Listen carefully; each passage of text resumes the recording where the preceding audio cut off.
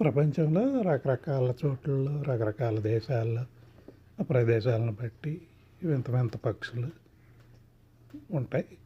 వీటి రంగులు చూస్తే మనకు ఒక్కోసారి అనిపిస్తుంది ఈ ఎవరన్నా వీటికి రంగులు రుద్దారా, లేకపోతే ఈ ప్రకృతి సహజంగానే ఇదే రంగులతో పుట్టాయా అని అనిపిస్తుంది.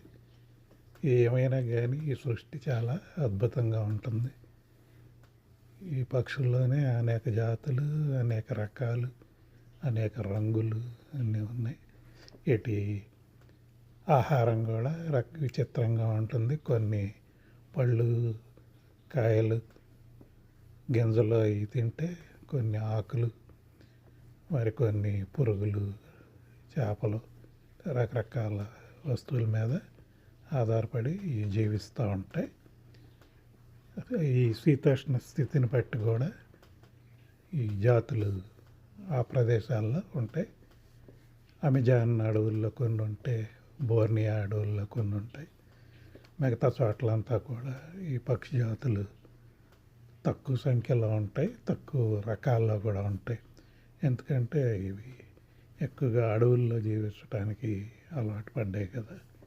మన నగరాల్లో ఈ పావురాలు, పిచ్చుకలు, మనుషుల చుట్టూ తిరిగే కాకులు తప్పితే పెద్ద వెరైటీ పక్షులు ఏమి ఉండవు.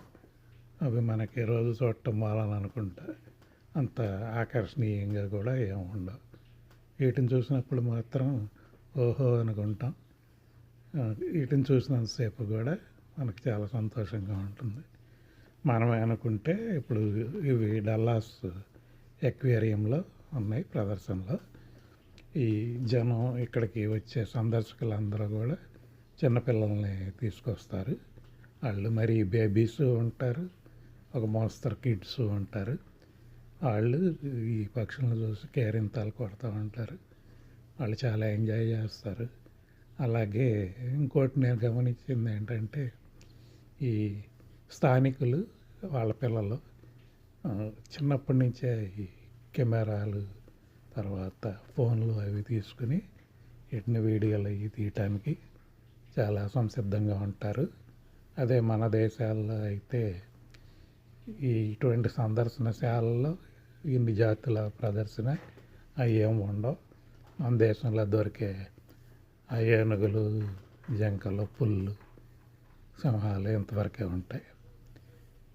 నాకు మాత్రం ప్రపంచంలో ఉండే పక్షుల్ని కానీ, పళ్ళు, కాయగూరలు కానీ చూడటం ఇక్కడ వీలయ్యింది. Thank you. సబ్స్క్రైబ్.